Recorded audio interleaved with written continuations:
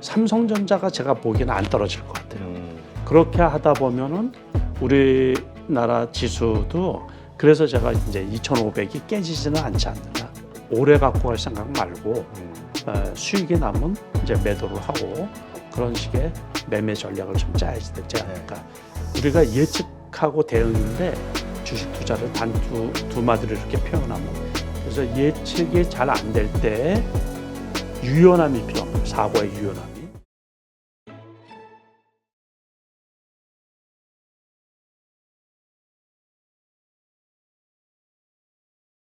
네, 오늘 모신 분은 많은 분들이 좋아하시죠. 베스트인컴 남석관 회장님입니다. 안녕하세요. 네, 안녕하세요. 반갑습니다. 네, 이번에 또 개인적으로 또 가정에 좋은 일이 있으시다고요. 아드님이 결혼하셔서 이제 이거 공개적으로 나가는 거 아니에요? 네, 이제 할아버지가 되실. 그렇죠. 네, 자 이렇게 이제 우리 회장님들 이렇게 이 변화가 좀 있으셨는데 이 증시에서도 9월달에 참 뭐 위기 이번에는 없을 것이다 뭐 이러다가 결국 또 뭐 힘든 일이 좀 있다가 좀 뭔가 이제는 또 달라지는 것 같은 느낌. 오늘 코스피가 급등을 했죠. 네. 그러니까 코스닥도 큰 폭으로 올랐고. 예, 1.9% 코스닥, 코스피도 1.5%.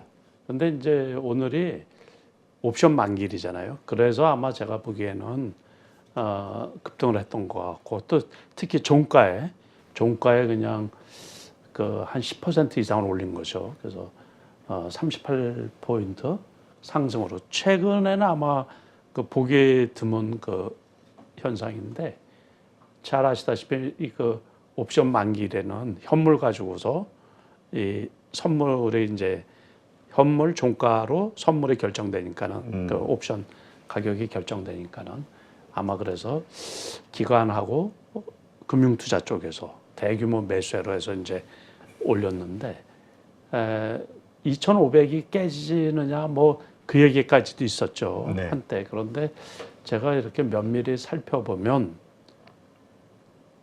웬만해서는 그 하반기 그러니까는 4분기 남았죠. 이제 4분기가 남았는데 올 말까지 또 모르죠. 이제 어떤 변수가 생길지. 악재들이 나올지 모르겠죠. 나올지는 모르지만 제가 봐서 웬만하면 2,500은 깨지지 않지 않나 그렇게 보는 거예요.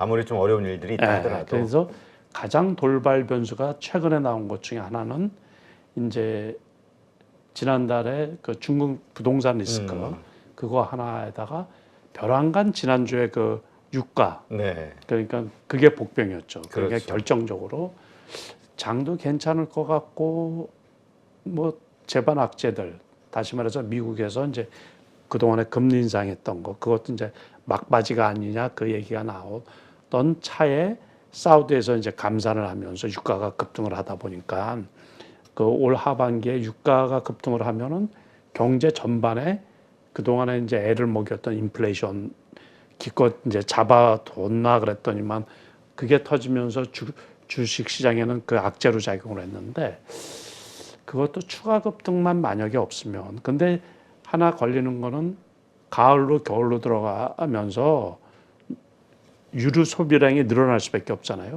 그러니까 이제 그게 하나가 이제 또 다른 그 복병 중에 하나인데 아직 사그러들지 않은 복병 중에 하나인데 그래도 아직은 이제 재고가 많이 있으니까는 그래서 그렇지 않으면은 그 주가가 오늘 큰 폭으로 올랐지만 지속성은 조금 제한적이라고 보거든요. 일시적 반등. 일시적인 반등이고 추세 자체가 뚫고 올라가기에는 조금 힘에 겹지 않나 그런 시장 분위기예요. 그래서 전저점이 이제 고점이 그 코스피 기준으로 해서 2,660포인트잖아요. 그래서 거기까지는 조금 어렵지 않을까 이렇게 보는 거예요. 올 연말까지. 연말까지. 그래서 지금 박스권 장세라고 이렇게 보면 되는 거고. 단 하나 이제 미국의 빅테크 업종 중에서 삼성전자가 제가 보기에는 안 떨어질 것 같아요. 그렇게 하다 보면은 우리나라 지수도 그래서 제가 이제 2,500이 깨지지는 않지 않느냐 그렇게 보는 거거든요. 그리고 코스닥 기준으로 해서는 이제 어제 같은 경우도 큰 폭으로 하락을 했잖아요. 그동안에 2차 전지주들이 그렇죠. 대장급들이 이제 급락을 하면서 그리고 요즘에 많이 올랐던 이제 로봇 관련주들, 로봇 관련주 대장주들도 상승세가 꺾이면서 어제 같은 경우는 코스닥이 아주 급락을 했는데 그렇죠. 오늘은 이제 대반등, 웬만큼 많이 떨어졌으니까는 소폭의 반등. 이런 그래서 이제 지금 장이 그 어떻게 보면 조금 중립적인 그러니까 박스권에서 왔다 갔다 하는 그런 장에 있지 않나 이렇게 제가 판단하기에는 그렇게 보고 있습니다. 네. 그렇다면 우리가 이제 앞으로 뭐 9월 아직 추석까지 연휴 한 2주 정도 남았고 또 10월 이 하여튼 올해의 하반기 장 어떻게 대응을 해야 될 것이냐. 지금 이렇게 조정을 받을 때 적극적으로 사야 될 것이냐. 아니면 계속 좀 뭐라 그럴까요? 지켜봐야 되는 장이냐. 혹은 현금을 더 만들어야 되냐. 되게 조심해야 되는 장. 오히려. 제가 보기에 그러니까 그 지금 말씀하신 것처럼 방망이를 짧게 잡고 짧게 매매를 해서 그러니까 롱텀은 없다라는 얘기예요. 길게 가는 건 없을 거고 그거는 이제 매년 그랬던 거예요. 거의 대부분 이 주식이 1분기, 2분기 때 큰 시세를 내주는 종목들이 많이 있고 그러면서 이제 그 재료들이 다 노출된 거예요. 종목이 다 노출이 되거든요. 그래서 고점을 찍고서 기술적으로는 역배열로 해가지고 하락하는 종목들이 되게 많아요. 그래서 그게 대반등을 일으킬 때 그러니까 다시 말해서 반등 구간 있잖아요. 그런 식의 짧은 매매하고 그동안에 그 테마성 있는 종목들 여러 종목들이 나왔잖아요. 그렇죠. 그것들도 한번 순환매식으로 한번 짧은 순환매로 아주 요즘에는 급격히 짧은 순환매거든요. 그 짧은 테마성 있는 거로. 그래서 개인 투자자들의 변동성이 원체 크기 때문에 그 쫓아가고 추격 매수하기가 되게 어려워요. 네. 그러니까 고점이 특히 이제 장중에 저 같은 경우는 트레이딩 하는 사람이고 매일같이 거의 대부분 HTS를 이렇게 보고 있는 사람이기 때문에 보면 그렇죠. 오전에 특히 이제 고점이었다가 뭐 20%까지 올라갔다가 장 후반 되면은 종가쯤 되면 뭐 플러스 한 5%, 요 정도 있는 주식들도 엄청 많이 있거든요. 그렇죠. 그럼 그 장중 변동성이 높을 때 매수하신 분들 같은 경우는 뭐 장중에 10%, 15% 마이너스 나는 경우가 상당히 많이 있거든요. 그래서 지금 장이 그런 장이기 때문에 적극적인 매매보다는 적극적인 투자보다는 조금 관망하고 배트를 짧게 잡고 오래 갖고 갈 생각 말고 수익이 나면 이제 매도를 하고 그런 식의 매매 전략을 좀 짜야지 되지 않을까 이렇게 생각을 하고 있습니다. 물론 이제 사람마다 능력이나 어떤 성향에 맞춰서 이제 다를 수 있겠지만 우리 회장님 같은 경우는 짧게 진다 했을 때 수익을 한 어느 정도 내면 그냥 실현을 하시나요? 요즘 같은 장에서는? 그거는 지수하고 관련이 있어요. 그래서 그런 질문 많이 받고 그래서 이제 우리가 보통 장일 때 목표가라는 게 있잖아요. 그렇죠. 그런데 그 목표가를 설정하는 게 되게 그 제 기준으로 봐서는 조금 어리석은 짓이에요. 어리석은 짓. 그러니까 유연함 있잖아요. 사고의 유연함. 그게 시장에 맞춰서 그러거든요. 장이 좋을 때는 목표 그냥 높이 잡아도 되죠. 또 일찍 팔으면 손해 그 추가 상승할 때 이제 아깝고 그런 건데 장이 불안하고 그럴 때는 그럴 필요가 없어요. 그러니까는 수익이 어느 정도 났다고 싶으면 이거 목표가 없이 수익이 어느 정도 났다 그러면은 이제 매도하는 전략으로. 그리고 또 그 와중에도 요 최근 신고가 치는 종목들이 있거든요. 작은 종목들 중에서 그 스몰캡이라고 우리가 하는 그런 종목들 중에서 있는데 그런 경우는 이제 그 또 일찍 매도할 필요가 없죠. 그러니까 기보유자들. 근데 신규 매수자들은 또 부담스럽죠. 가격이 높으니까. 높은 가격대에서 산 사람들은 수익 실현을 좀 빠르게 하는 게 좋고 그렇죠. 아래에서 산 사람들은 좀 계속 기다려보고. 그러니까 그게 언제 시점에 보유했느냐에 따라서 매매 방법이 틀리는 거죠. 그게. 이게 그런 차원에서 요새 2차 전지 관련 들고 있으신 분들이 예, 참 예. 힘드실 것 같아요. 왜냐하면 그렇죠. 지금 그 방금 전에 말씀하신 거하고 이어지는 네. 그 질문이죠. 예. 그러니까 뭐 얼마 전에 그 뭐 키움증권인가에서 나온 데이터가 예. 평균 개인 투자자들의 그 에코프로 같은 경우 매수가가 100만 원이다 뭐 이런 얘기도 있다고. 예. 근데 지금 90만 원대니까. 90만 원대니까. 네. 예. 그 고점에서 사신 분들은 좀 많이 힘드실 것 같은데. 그렇죠. 예. 그래서 그거가 바로 앞서서 이제 질문하신 거하고 마찬가지예요. 그래서 우리가 그때만 해도 그 이 쏠림 현상이 아주 심했잖아요. 그렇죠. 그리고 이제 이 못 사면 손해 보는 느낌이고, 그래서 너무 높을 때 사다 보면 그 에코프로만 해도 150만 원이 넘었었잖아요. 네, 그러니까 그렇죠. 거기에도 누군가 샀을 거란 말이에요. 그래서 일찍 그럴 때 손절을 못하는 경우는 손실이 엄청 큰 거죠. 그렇죠. 그래서 이제 주식은 아무리 뭐 성장성이고 뭐고 하고 그래도 10만 원대, 20만 원대 사신 분들이 오래 갖고 가서 지금까지 갖고 있어도 수익률이 엄청난 거죠. 그렇죠. 근데 지금 말씀하신 것처럼 100만 원에 그게 그 당시는 또 100만 원이면 저점이었어요. 그렇죠. 120만 원이면 고점이고. 그래서 당분간 그랬다가 요번에 그 재료들이 다 희석이 된 거 아니에요. 그러니까는 이제 그 MSCI 지수 편입 그것도 됐던 거고 또 리튬 가격이 요즘에 이제 급락하는 것도 있고 배터리도 이제 전 세계적으로 전기차 배터리가 공급 과잉이죠. 그래서 중국 같은 경우는 뭐 너무 많이 생산을 해내 가지고 지금 그러다 보니까 또 우리나라 배터리 3사 시장 점유율도 지금 떨어져 있거든요. 네. 조금 소폭으로 이렇게 떨어져 있다 보니까 또 배터리도 경쟁이 치열하잖아요. 그렇죠. 지금. 그러니까 그러다 보니까는 이제 악재들이 올라갈 때는 호재만 부각이 되는 거. 호재, 뭐 성장성, 뭐 그렇죠. 미래 가치 그러면서 성장성만 이렇게 이제 부각이 좋은 것만 부각이 되다가 일단은 한풀 꺾였던 게 그 100만 원 돌파할 때까지는 그 개미 군단이 일심단결한 거 아니에요? 그러니까 공매도도 뚫어버리고서 이렇게 갔는데 일단 목표가 달성되고서 매도세가 8월 같은 경우는 에코프로가 개인 매도 1위 종목이었었거든요. 네. 그러니까 개인들이 엄청 고가에서 이제 그 고점에서 던진 거죠 일단. 그러고서 100만 원이 싸다고 생각해서 이제 들어온 사람들이 많이 있고 그러다 보니까 거기서 벌써 10%가 떨어져 있는 상태고.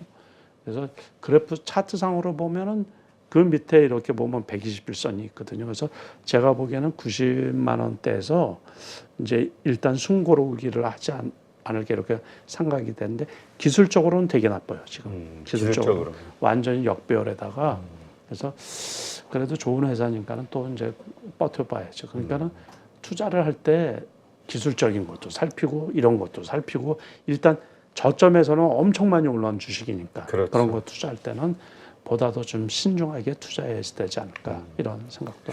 그러니까 요즘 우리가 그 투자하는 방법 중에 하나가 신고가 매매라고 있잖아요. 예, 그게 그러니까 이제 계속해서 위에 매물대가 없는 그래서 그렇죠. 오른다면 더 많이 오를 수 그렇죠. 있는 기대감 그런 거를 생각하면서 사신 분들이 여기서 그냥 덜커덕 물려버리는 경우가 그렇죠. 있거든요. 그거는 장에 따라서 틀리는 거예요. 그러니까는 상승장 초기 있죠. 네. 그 대세 상승장. 그럴 때는 신고가 매매가 통하는 경우가 많이 있어요. 지금 말씀하신 것처럼. 그런데 일단은 고점을 뚫고서 내려오는 상황이 있잖아요. 네. 그럼 거기가 다 매물대가 되는 거예요. 지금 말씀하신 것처럼 에코프로 같은 경우는 150만 원부터 쭉 내려와서 100만 원에서 120만 원 왔다 갔다 하고 120만 원 넘었다가 그러면 이제 거기에서부터는 저점이라고 생각해서 들어왔는데 그게 다 매물대예요. 그러다 보면 이제 당분간은 거기에 뚫기가 되게 어렵죠. 엄청난 이 매수 물량이 들어온다든가 그거를 뛰어넘을 만한 대형 호재 그게 발생을 한다든가 또는 영업이익이 폭발적으로 늘어난다든가 그래야지만 이제 정고점을 뚫을 수가 있는데 지금 말씀을 아주 잘하셨는데 그래서 신고가 매매도 매매 이 수익 내는 유형이 여러 가지가 있거든요. 그렇죠. 과거에는 뭐 상한가 따라잡기도 한때 되게 유행했었고 그럴 때는 상한가가 12%일 때, 15%일 때, 심지어 우리나라도 그 30년 전, 35년 전, 거의 40년 전쯤에는 6%였어요. 상한가가. 그러니까 한 달 내내 상한가 가고 그런 경우가 있었거든요. 한 번 발동이 걸리면. 네. 그리고 최근에 그 중국 시장이 개방됐을 때도 역시 마찬가지였었고 그때도 6%였었거든요.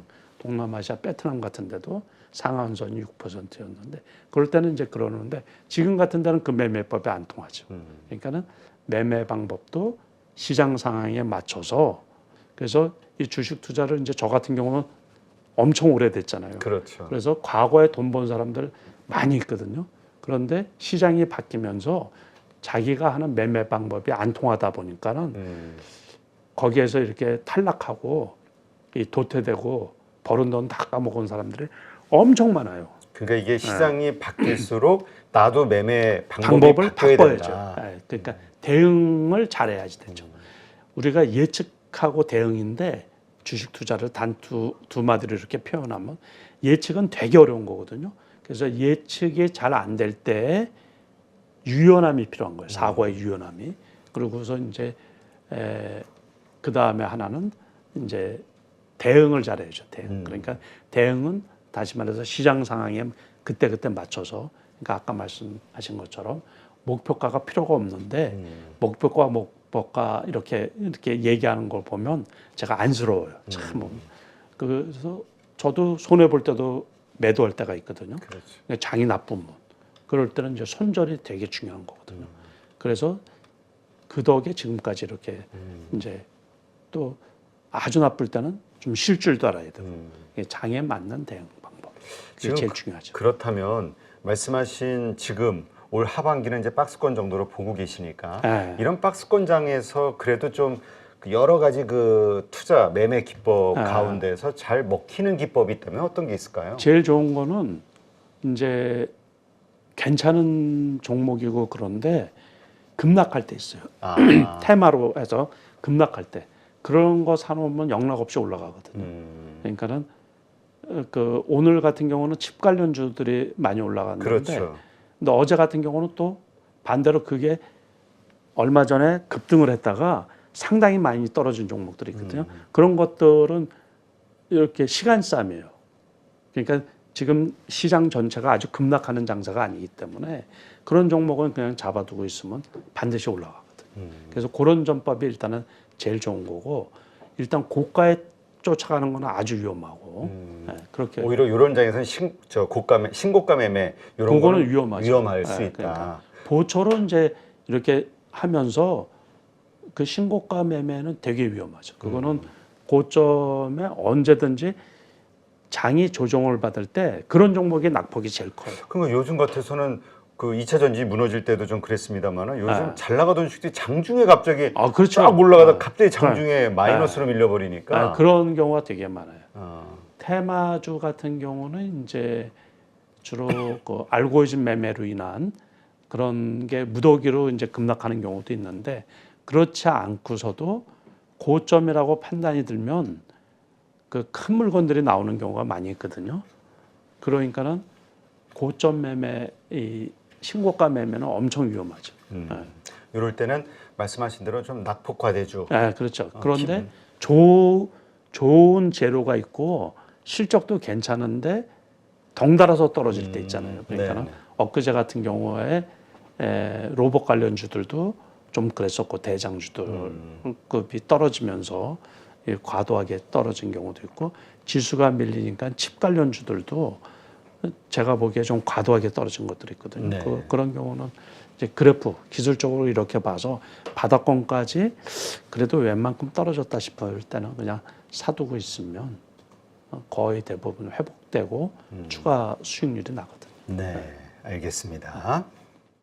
지난번 회장님 방송 저희가 한 달 반 전쯤 얘기했을 때 그때도 이제 2차 전지주를 좀 긍정적으로 보시고 삼성 SDI를 좀 선호주로 좀 보신다 말씀을 하셨었는데 어떻습니까? 지금 많이 이제 시장이 바뀌었거든요. 지금 혹시 생각이 좀 달라지셨는지?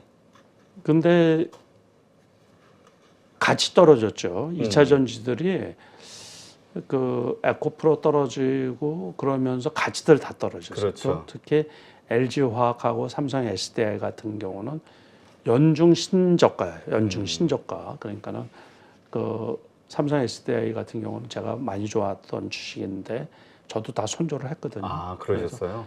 일단 기술적으로는 되게 나빠요. 그러니까 그래서 오늘 같은 경우는 이제 반등을 했는데 반등을 해서 그 15,000원 정도 이제 상승을 했죠. 그렇지만은 그 바닥 확인이라든가 어떤 기술적인 어떤 시그널이 안 나타나다 보니까는 섣불리 지금 이제 투자하기가 좀 꺼려지는 그런 편이에요. 그래서 의미 있는 그 요번 지수가 의미 있는 지수 그 반등인가? 일단 기술적으로 이제 저 같은 경우는 보통 그 조금 더 안전하다는 어떤 시그널이 나와야지 매수세에 들어가거든요. 그런 편이기 때문에 어쨌든 지금 역배열이니까. 예, 역배열이고 어떤 그 바닥 지지선 이렇게 주봉을 그 일봉을 보더라도 56만 원대 요 정도 이렇게 되는데 LG화학 같은 경우도 상당히 많이 떨어졌죠. 많이 떨어졌어요. 네, 엄청 많이 떨어졌어요. 그 차트 자체가 거의 무너진 편이고 전체적으로 2차 전지들이 그래요. 요번에 또 올 여름까지만 해도 그 안타까운 게 이제 2차 전지 그 봄에만 해도 그 아류주들 있었잖아요. 스몰캡들 네. 주식도 같이 올라갔거든요. 근데 그게 한번 그 급등한 이후에 그것들은 아주 매수세가 없어요. 그 대장급 주식들 외에는. 그리고 그래서 섣불리 투자하기가 되게 조심스러워요. 그쪽은. 그럼 뭐 말씀하신 대로 삼성 SDI라든가 LG화학이라든가 기본적으로 펀더멘털은 좋은 기업인데 예, 기술적으로 지금 안 좋은 자리이기 때문에 사기가 좀 어렵다. 예, 그렇죠. 왜 이 질문을 드렸냐면은 최근에 그 어쨌건 HBM이라는 게 화두로 떠오르면서 반도체와 관련해서 자꾸 긍정적인 뉴스들이 나오고 있단 말이죠. 그러다 보니까 이제 올 상반기 2차 전지가 주도주가 됐다면 이 중반 하반기에는 혹은 내년에는 이 반도체가 중심이 되는 게 아니냐, 이런 주도주가 되는 게 아니냐에 대한 기대감을 가진 분들이 많이 있더라고요. 그럴 수도 있어요. 그럴 수도 있는데 그래서 이제 지수가 제가 보기에는 지수가 많이 안 떨어질 거로 보는 거거든요. 어쨌든 그 중심이 삼성전자인데 삼성전자하고 제가 그 여러 번 말씀을 드렸지만 가장 유사하게 패턴으로 움직이는 게 미국의 마이크론 테크놀로지라고 네. 말씀을 드렸잖아요. 그 마이크론 테크놀로지가 지난번에 중국에서 이제 규제를 하면서 59불까지 떨어졌었거든요. 근데 지금 70불에서 왔다 갔다 해요. 70불에서. 근데 제가 그거를 투자한 지가 오래됐고 그 주식을 아주 잘 알기 때문에 그래서 제가 지금 단기적으로 봐도 거기에서 안 밀릴 것 같아요. 그거하고 삼성전자가 거의 가격이 비슷하거든요. 그래서 삼성전자가 지금 오늘도 이제 꽤 많이 올라갔죠. 7만 1,700원인가로 끝났는데 종가가. 네. 그러니까는 거기에 맞춰서 마이크론 테크놀로지가 만약에 80불까지 올라간다 그러면 마이크론 테크놀로지가 재작년 고점이 94불이거든요. 94불 그럴 때 이제 삼성전자가 8만 원이 넘었던 거기 때문에 그러면은 삼성전자가 7만 5천 원 이상 갈 수 있지 않을까 이렇게 생각을 하는 거예요. 그러면 지수가 안 밀리는 거죠. 그렇죠. 그렇게 되면은 이제 코스피 지수가 2,600 이상 갈 수 있지 않을까 이렇게 이제 보는 거거든요. 네. 그렇게 되면은 그렇지만은 이제 칩들 그 반도체 관련 주식들, 칩 관련 주식들 중에서 괜찮은 종목들은 추가 상승이 이루어질 수 있지 않을까. 한미 반도체 같은 경우는 엔비디아 관련해 가지고 그 5월 달, 5월 중순만 해도 2만 원 했었거든요. 그렇죠. 그런데 지금 이제 그 5만 6천 원까지 올랐다가 지금 5만 2천 원대 하고 있거든요. 그런데 거기에서도 추가 상승할 가능성이 있죠. 이수 페타시스 이런 종목은 이제 엔비디아 관련 주식들. 제가 엔비디아하고 마이크론 테크놀로지가 제일 많이 있거든요. 그래서 그쪽이 그렇고 테슬라 같은 경우도 요번에 그 220불까지 떨어졌다가 지금 270불 하고 있거든요. 정고점이 290불대. 그런데 요번에 엊그제 이제 좋은 뉴스가 나왔죠. 그래서 400불이 이제 목표 주가. 슈퍼컴퓨터 도조. 예. 그 얘기가 나오면서 그러다 보니까 거기도 고평가된 게 아니냐. 지난번에는 그런 얘기도 많이 있었잖아요.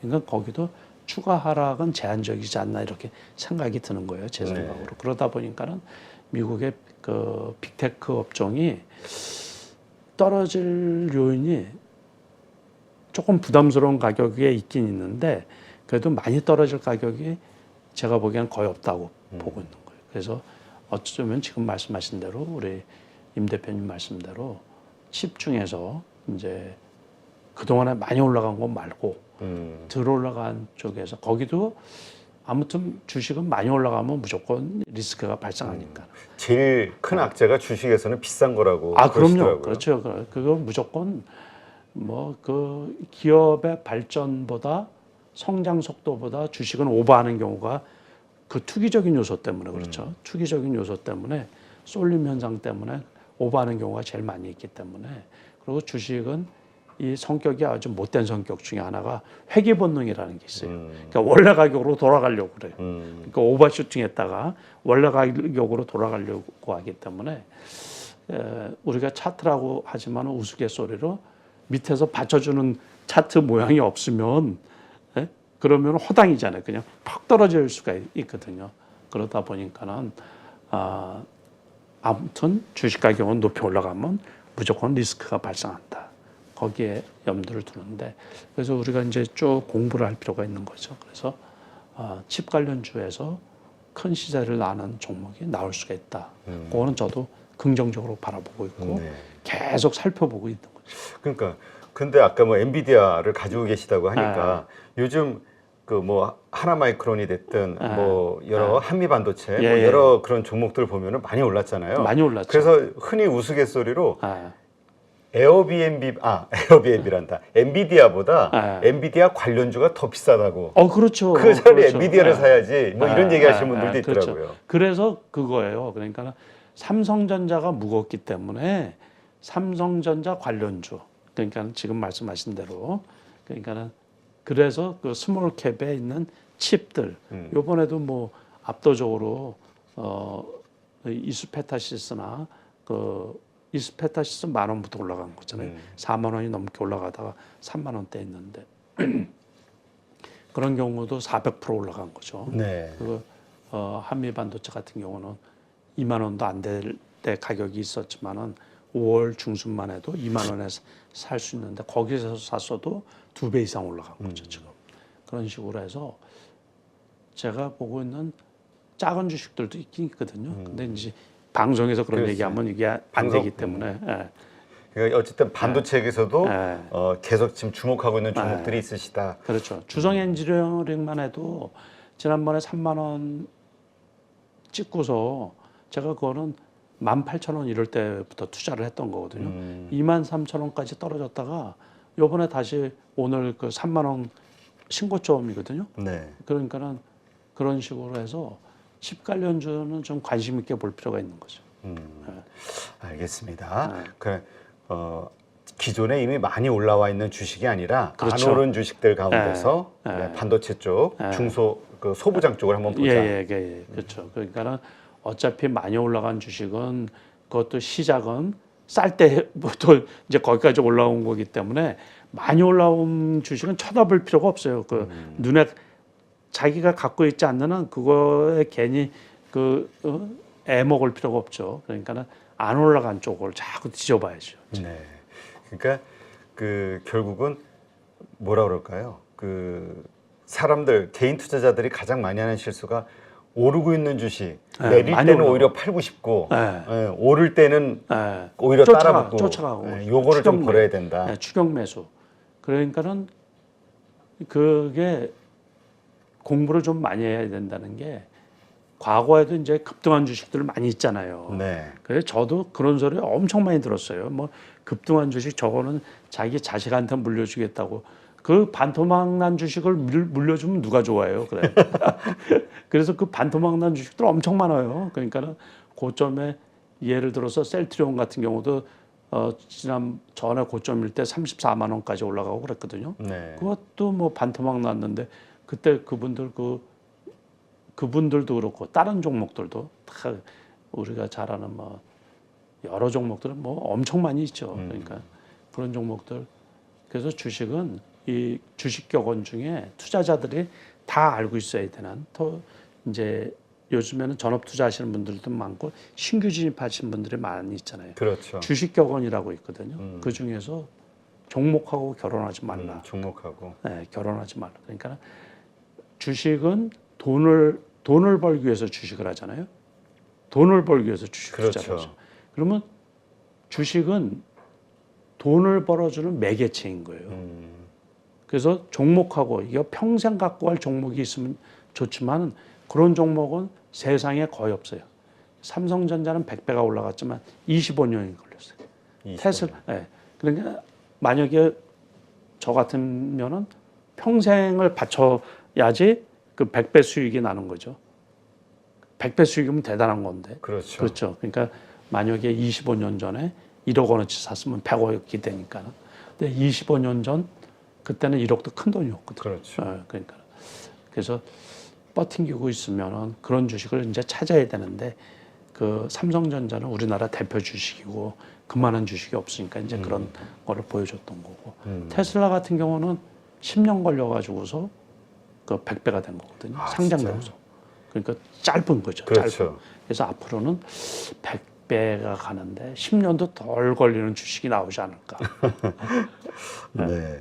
자, 그런 차원에서 이제 그 우리가 많이 오르고 있는 주식을 추격 매수하는 것보다 그래도 좀 어느 정도 기술적으로 조정을 받고 기업 자체도 좋고 이런 데서 찾아야 되잖아요. 그런 게 뭐 많이 있겠죠. 찾아보면.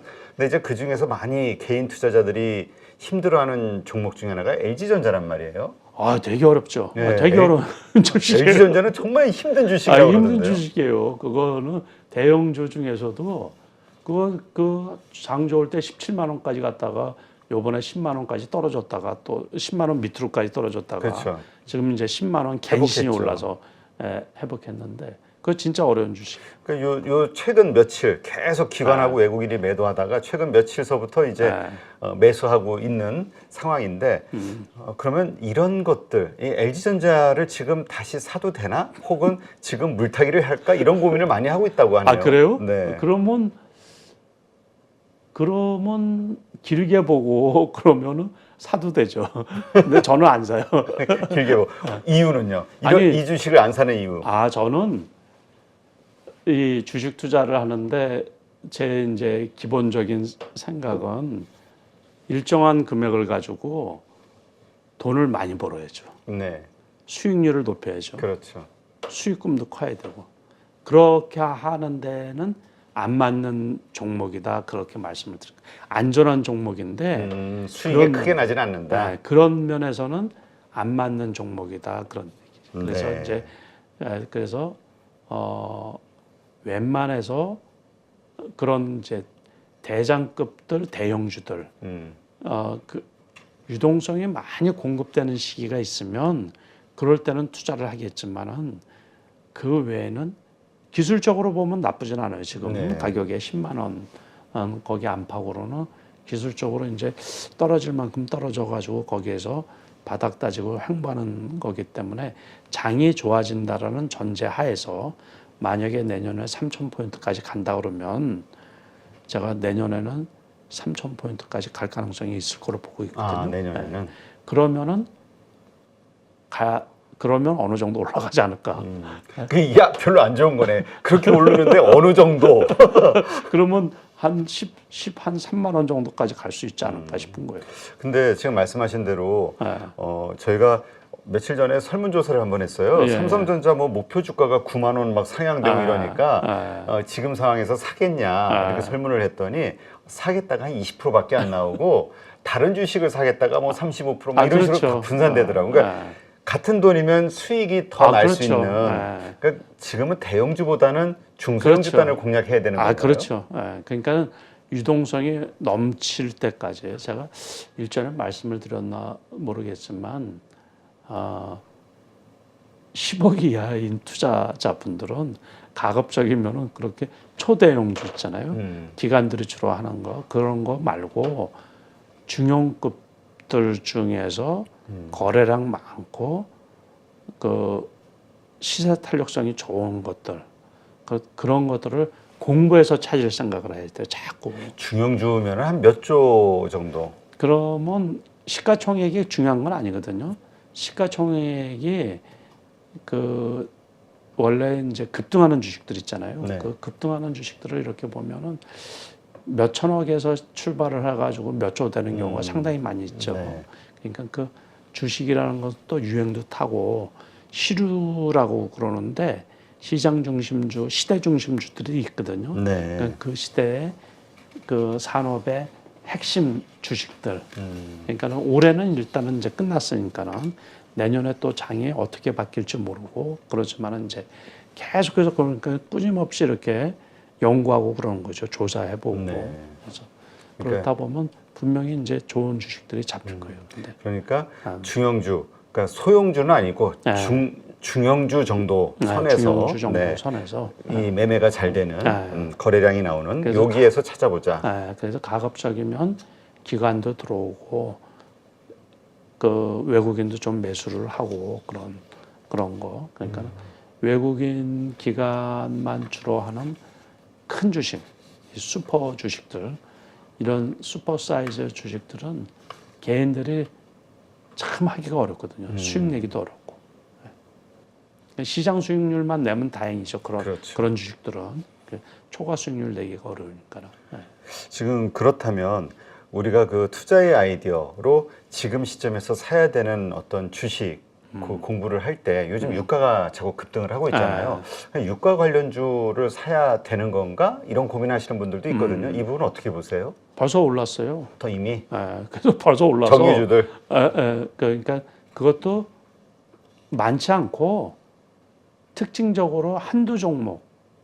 그러니까 올해장의 특징이 그거예요. 그러니까는 무더기로 같이 이렇게 올라가는 초기에는 그래요. 초기에 우크라이나 전쟁이 일어났을 때 초기에 작년 초죠.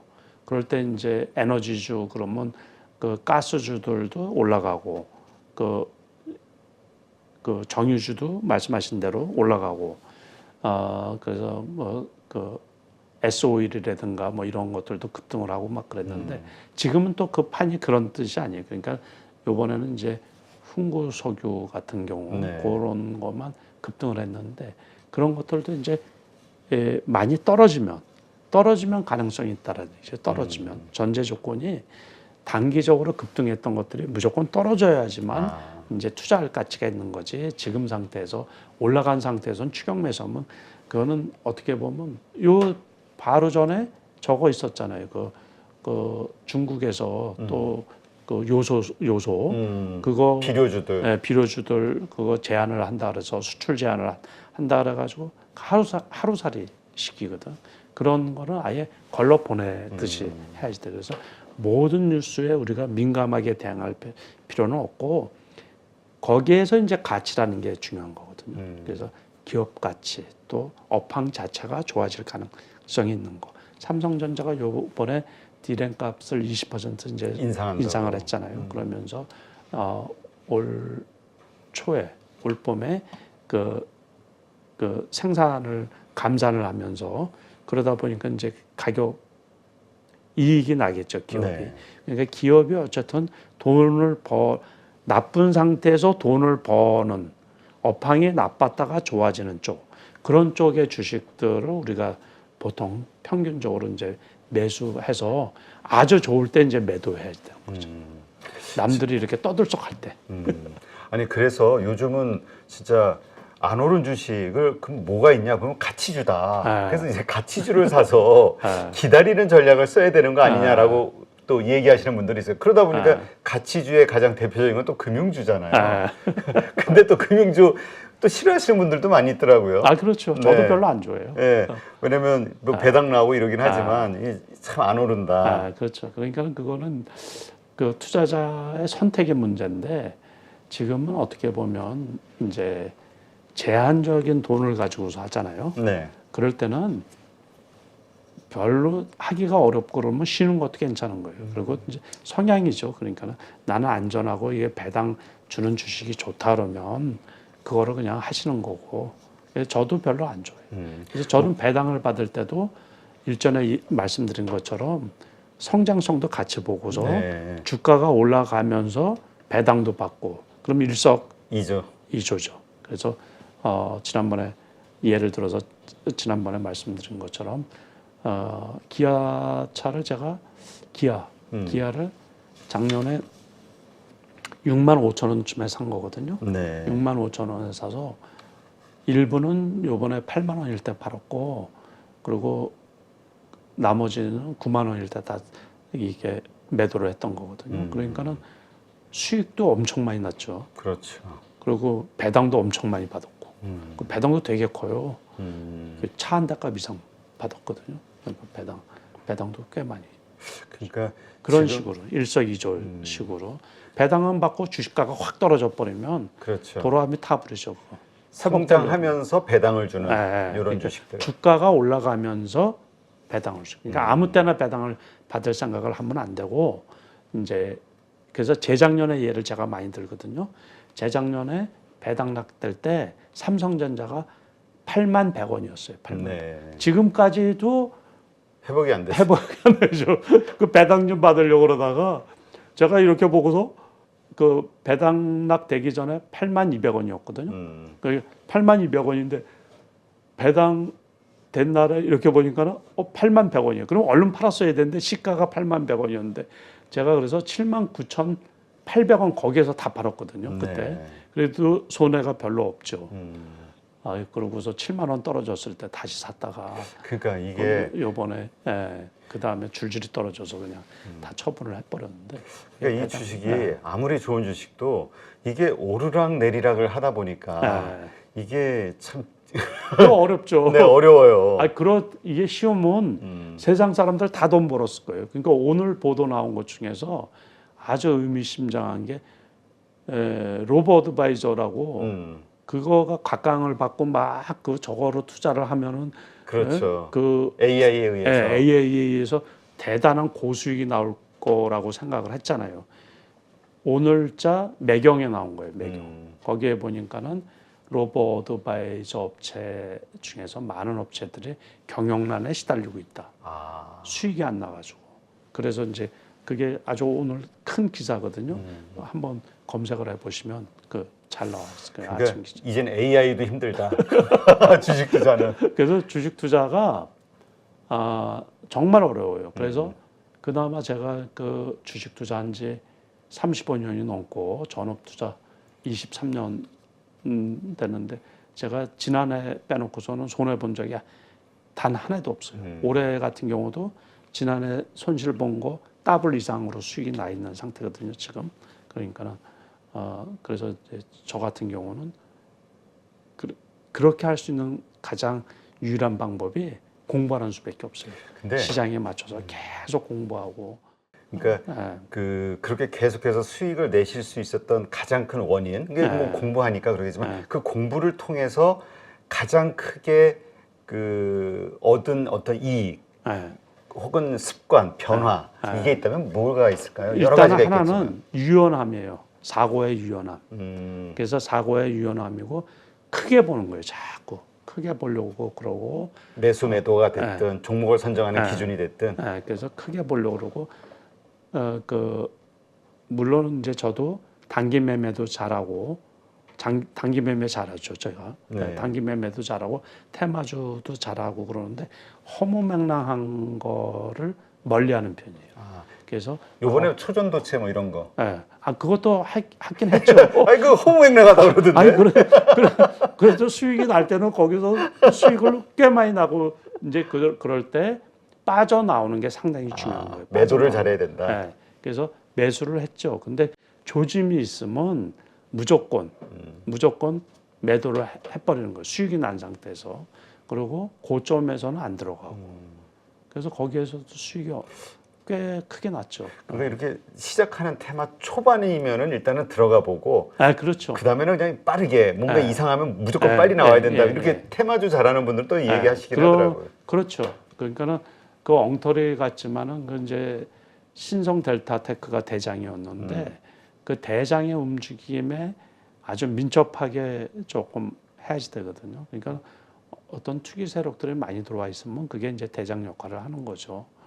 그거는 뭐 10,000원짜리가 6만 원까지 갔으니까는 단기간에. 그러니까 결국은 그 네. 매도를 잘해야 된다로 결론이 그렇죠. 될까요? 매수도 잘해야 되고. 그치, 낮은 가격에 사야 되니까. 매수도 잘해야 되고 매도도 잘해야 돼요. 그러니까 저는 이제 보통 많이 매수할 때가 많이 있으니까는 매도할 때는 시장가로 무조건 팔아요. 우리 뭐 얼마에 나눠서 막 파는 게 아니라 맞출 틈이 어디 있어요. 그러니까 그냥 시장가로 그냥 쫙 던져버린다. 그러니까 이제 이 또 계좌가 여러 계좌로 살 때도 있고 그러다 보니까는 그래서 아니다 싶으면 시장가로 그냥 매도. 그리고 손절도 잘해야지 되고. 이제 손절을 못 한다라는 거는 아까 말씀하셨듯이 자꾸 자기 스스로 미련. 합리화하고 미련을 미련을 갖고. 갖고 있어서. 근데 이제 시장 그 변하는 거를 내가 아무리 좋게 생각했어도 시장이 바뀌었다면 바르게 그 시장에 그렇죠. 따라야 되는 시장 유연성. 그래서 유연성 그게 제일 중요하죠. 그래서 손절 잘해야 되고 그런 것들 그리고서 저는 이제 공부하는 게 루틴화되어 있잖아요. 그렇지만은 항상 핵심인 거는 시장 전체가 제일 중요하거든요. 네. 거기에서 이제 개별 종목, 개별 섹터 그게 중요한 거죠. 네. 시장 전체를 항상 보고 그리고 또 특히 미국 시장, 미국 시장을 모르고서는 우리나라 주식을 할 수가 없어요. 그러니까 지금은 이 연관성이 아주 밀접하고 또 다이렉트로 미국 주식 투자하시는 분들이 원체 많이 있기 때문에 그렇죠. 그래서 미국 시장을 계속해서 제가 관심 있게 보고 S&P 500 지수에서부터 시작해서 나스닥 뭐 이런 주식도 나스닥도 150 뭐 이렇게 있거든요. 네. 세부적으로 들어가서 뭐 거기에다가 이 주식에 영향을 미칠 주식 시장에 영향을 미칠 제반 경제 요건들 아까 말씀드린 것처럼 우리가 유가 같은 경우 그런 것은 주식 시장에 큰 영향을 미치니까 그래서 유가가 올라가니까는 항공주가 벌써 떨어지는 거예요. 그러니까 그런 주식들 그런 상관관계 이런 것들을 계속해서 잊어먹지 않도록 저도 자꾸 잊어먹잖아요. 저도 그래서 참 노트 보면은 깨알같이 메모를 엄청나게 하시더라고요. 그러니까 이게 이제 습관적으로 자꾸 들여다보고 잊어버리고 그러니까 저도 그래서 이제 지금까지 그게 유지가 되는 것 같아요. 그러니까. 알겠습니다.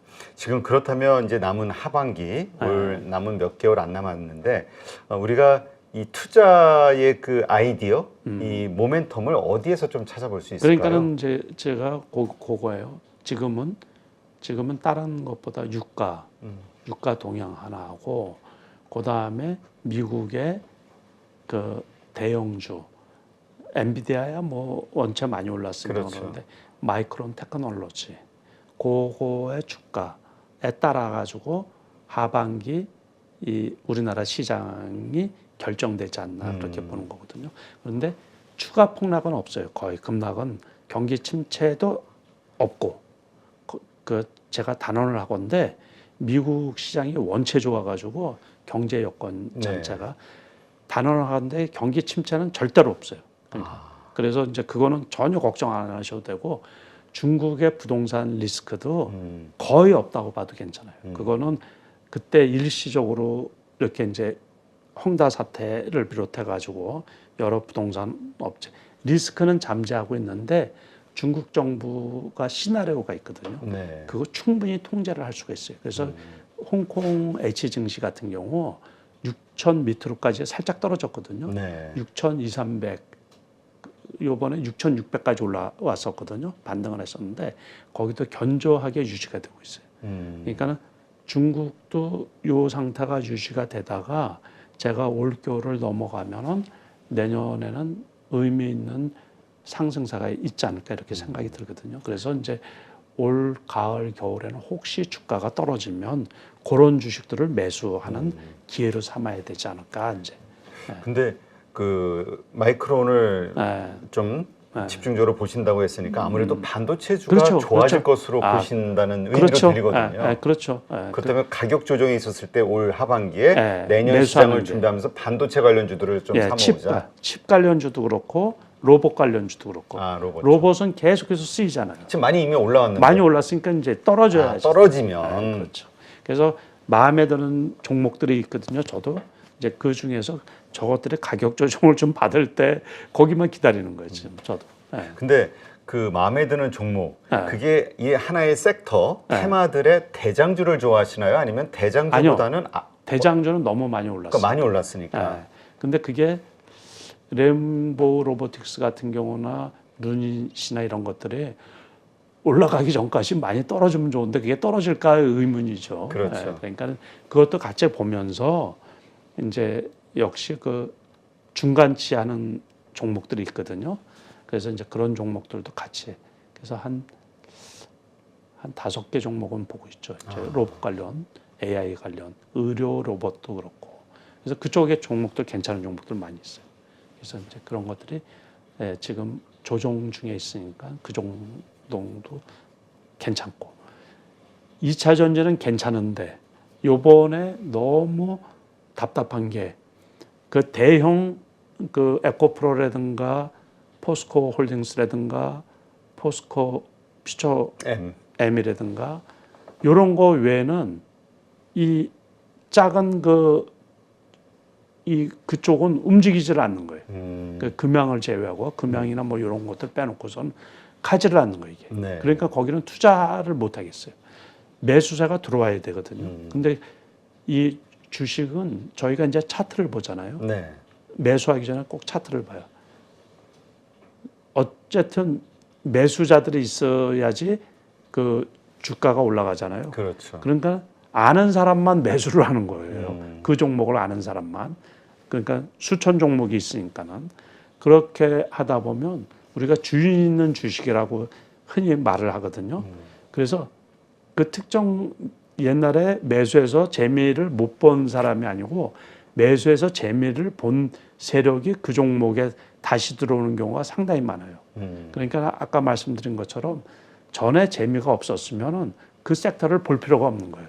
그래서 2차 전지가 좋은 섹터긴 좋은 섹터인데 그 스몰 캡에 해당하는 종목들이 움직이지를 않는 거에 요번에 조금 질렸다고 할까? 저 개인적으로. 그래서 그거는 투자해서 아예 제외를 시켜놓는 거예요. 제외를 하셨다. 알겠습니다. 자, 그러니까 어쨌건 이미 올라왔던 시세 분출을 했지만 다시 가격 조정이 되면은 그렇죠. 다시 오를 수 있는 그 섹터들 그거 하고 이제 반도체 칩하고 반도체 칩하고 결국은 그 계속 유연성 있는 어떤 마인드를 가지신다고 한다는 게 결국 시장이 대중이 원하는 주식이 무엇이냐 거기를 항상 신경을 쓴다로 제가 이해가 되기도 하거든요. 그것도 맞는 말이죠. 그래서 시장이 선택한다라는 게 결국에는 이 이제 선도 세력이 있으면 거기에 따라붙는 사람들이 있어야지 주가가 올라가거든요. 그렇죠. 그러니까는 선도 세력만 올라가면 그건 주가 조작이죠. 주가 조작. 과거에 이제 스몰캡 종목 중에서 그런 일들이 비일비재로 많이 있었는데 그런 게 아니고 이제 정상적으로 큰 합리적으로 이 주식이 올라가면 합리적인 설명이 필요한 거거든요. 그럴 때 이제 이 매수세가 추가 매수세들이 이렇게 따라붙게 되고 있는 거죠. 그런 종목에 늘 신경을 써야 돼. 근데 그런 많이 오른 종목들 가운데 조정을 받았다 하더라도 이 밸류에이션을 좀 보면은 이게 말이 안 되거든요. 그런 종목은 안 해야죠. 그래요? 그런 종목은 수익을 내주고 그런 종목은 제가 오래 안 갖고 가요. 단기 매매는 하는데 단기 매매는 하는데 그래서 오래 안 갖고 가요. 그러니까 결국은 기업 그러면 적정하게 그 생각하시는 기업 밸류에이션이 뭐 PER이 됐든 PBR이 됐든 어느 정도면은 그냥 이 정도면은 괜찮다라고 생각하시나요? 그런 거는 거의 신경을 안 쓰셔도 돼요. 요즘 투자자들한테. 요즘 투자할 때는. 그래서 요즘 투자자들을 굳이 가치주, 성장주 따지잖아요. 그것도 벌써 옛날 얘기예요. 아. 그러니까 가치주만 따지는 분들 있죠. 수익 내기가 되게 어려워. PER, PBR 따지면 너무 그거를 기계적으로 따지면 그 이제 소위 말해서 제가 이렇게 우리가 가치주라고 하면은 PER, PBR은 낮아야 되잖아요. 그런데 그거는 어떤 걸 기준으로 삼아요? 지난해 영업이익을 그렇죠. 기준으로 삼아요. 그럼 지난해 영업이익이라는 것은 과거예요, 과거. 그래서 주식 격언 중에 또 하나 제가 거기에 맞춰서 말씀드리고 싶은 건 네. 그 소문에 사고 뉴스에 팔으라라는 주식 격언이 있어요. 그렇죠. 다시 말해서 이슈가 터지기 전에 사는 거예요. 다시 말해서 지금의 가치주의 그 개념은 뭐냐면 밖으로 낸 그 기업의 내재 가치가 노출되기 전에 사가지고 그게 표면화될 때 팔으면 되는 거예요. 그게 가치주지, 진정한 가치주가.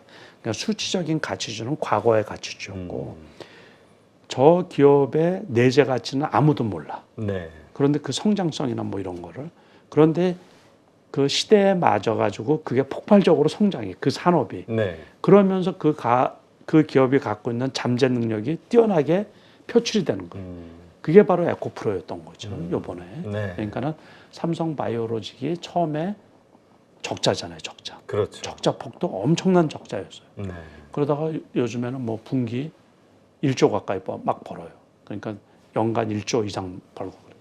그러니까는 그 잠재되어 있는데도 아직 표출이 안 됐을 때 설비 투자하고 그럴 때는 다 돈이 들어가잖아요, 기업들이. 그렇죠. 우리나라 2차 전지 대장급들이 다 그랬거든요.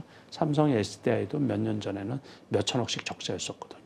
그렇지만 이제 설비 투자 다 끝나고 그게 기업이 이제 활짝 영업이 잘 되면서 영업이 폭발적으로 늘어날 때 주가가 이렇게 고점을 치거든요. 그럴 때 이제 매도를 하는 거죠. 그게 지금의 가치주의 기준이 돼야지 되는 거예요. 그냥 수치적인 가치주 말고. 그렇군요. 그러니까 지금 시대가 귀하게 여기는 혹은 그렇죠. 앞으로 좋아질 거라고 보고 그렇죠. 있는 그런 거를 자꾸 찾으려고 노력을 해야지 되는 거죠. 네. 저 역시 마찬가지고. 그러니까는 과거에 돈은 많이 벌어서 땅도 많고 뭐도 많고 그러는데 지금 이게 사업이 영 성장성이 없어. 그런 주식들도 엄청 많아요. 그걸 가치주라고 하면 안 돼. 요즘 철강주가 역대 PBR이 최저라고 신문 기사가 나왔더라고요. 그러니까 경기 둔화로 인해 가지고서 뭐 부동산 그 이제 SOC 투자가 좀 제한적이고 또 그러다 보니까는 이제 그 재고가 많이 쌓이고 그러고 요번에 그 보도 이렇게 보면은 뭐 알루미늄도 그렇고 이제 재고들이 이렇게 쌓이고 그래서 가격이 시세 가격이 많이 떨어지잖아요. 국제 네. 가격이. 그러다 보면 그런 주식들이 PBR이 아무튼 저평가됐다고 할 수가 있죠. 그렇다고 해서 그 사람들이 막 사고 그러지는 않잖아요. 그렇죠. 그러한 것들을 우리가 기억을 해야 된다. 네. 그러니까 시대가 바뀌는 혹은 시대가 원하는 그러한 그 키워드에 맞는 주식. 조금 퍼나 조금 이런 게 높더라도 그래서 용인되는 퍼라는 게 있죠. 그러니까는 과거에 보면은 미국의 바이오주들, 네. 바이오 섹터에서 그런 종목들이 상당히 나왔죠. 많았었거든요. 그러니까는 기술력 하나만 있고 그런데도 시가총액은 막 몇천억씩 하는 기업들이 엄청 많이 있었죠. 그러니까 신약 하나나 물질 하나를 발견을 하면 그러면 주가가 이제 그 부가가치가 엄청 크니까 너무 또 이제 그런 것만 이렇게 하다 보면 실체가 없잖아요. 네. 그런 것도 안 되죠. 지금 말씀하셨으니까 바이오주에 대해서 요즘 그 바이오주에 대한 기대감이 이렇게 보니까 시장에서 커지는 것 같아요. 이미 한 3년 이상 또 조정을 받아왔고 그래서 새로운 어떤 섹터로 바이오주를 보시는 분들도 있던데 회장님은 어떻게 보시는지 궁금해요. 일견 맞는 말인데 그 바이오주 전체가 가는 건 아니고 바이오주가 몇 년 전에 한번 바이오 섹터가 확 갔었잖아요. 그러니까는 이제 최근에 따지면은 그 코로나 때 이제 코로나 관련 치료제 진단 키트 뭐 해가지고서 백신 관련해가지고 바이오주들이 한번 떴었고 그 전에도 한번 바이오주 테마가 붙었었고 아주 옛날로 가면 황우석 박사 그 줄기세포 관련해가지고 바이오주가 폭발적으로 올라갔거든요. 그렇죠. 근데 지금은 그런 시대는 아니고 이제 개별 약진인 거예요, 개별. 그래서 미국의 FDA에서 어떤 그 허가를 받았다든가 그런 종목들만 올라가는 거예요. 그러니까 섹터로 전부 다 모를 생각을 하면 안 되고. 이제는 종목별로 봐야 된다. 종목별로만 무조건. 그래서 뭐 이 주식이 올라간다고 저 주식이 올라가는 것도 아니고 같은 업종이더라도 같은 쪽에 있더라도 분명히 실적도 다르고 그 하는 일도 다르고 그러거든요. 그래서 면밀히 살펴가지고 그래서 올라가는 종목만 올라간다는 거를 꼭 기억을 하셔야 돼요. 그러니까 무더기로 가는 건 절대 없어요. 그러니까 그 우리 보통 관련주 해가지고 어떤 게 이게 떠올랐을 때 그 안 오른 요쪽을 공략할 생각들 많이 하잖아요. 들어오른 곳에서 요게 안 된다 이렇게 그러니까 봐야겠네. 저런 거는 조금 있었죠. 최근에 뭐 비만 치료제라든가 뭐 이제 그 당뇨 치료제 뭐 이런 거는 한 두세 종목이 엮여서 같이 올라갈 수는 있거든요. 그런데 무더기로 같이 가고 코로나 초기에 그 왜 폐렴 관련주 해서 기침약 관련주 해서 무더기로 같이 올라가고 그런 일은 거의 없다라고 보시면 되는 거예요. 그래서 개별주 공부를 더 많이 하셔야 되죠. 네, 알겠습니다. 자, 이러한 상황에서 우리 개인 투자자들에게 이것만은 꼭 항상 투자할 때 신경을 써야 된다, 염두에 둬야 된다. 중요한 한 가지 말씀해 주시죠. 제일 중요한 거는 이제 많이 올라간 주식 추격 매수하지 말자. 추격 매수하지 말자. 그래서 주식 투자에서 실패하는 이유 중에 첫 번째가 고점 매수. 그것 때문에 주식 투자가 어렵고 실패하는 이유 중에 하나거든요. 가장 큰 요인이 그거. 저점 매수를 했는데도 더 떨어지는 경우도 있어요. 네. 그러니까 바닥이라고 생각했는데 거기에서 뭐 유상증자를 발표를 한다든가 요번에도 유상증자 대규모로 발표한 기업들이 상당히 몇 군데가 있거든요. 그런 경우는 뭐 주가가 당일날 20% 하락을 한다든가 하한가까지도 가는 종목들도 있고 그러는데 그런 것들은 우리가 내부 정보를 알 수가 없기 때문에 예측을 못 해요. 그렇죠. 그렇지만 거의 대부분은 이제 고점에서 사는 경우가 많이 있거든요. 그래서 항상 어떤 좋은 재료를 누구한테 들었다든가 어떤 소식을 옆에 사람이 이 종목 좋아 그렇게 하더라도 그래프를 좀 보고 그래서 그 고점 추격 매수만 안 하면 크게 손실 보지는 않거든요. 네. 그거를 가장 염두에 두고 하자. 예. 근데 참 이게 사람의 심리가 좀 이게 참 컨트롤이 어려워서 포모 현상이라고 그렇죠. 지금 용어가 나왔잖아요. 그러니까 이미 고점에서 다 크게 수익이 났는데도 돈 벌었다 누가 그러면 그냥 바로 그렇죠.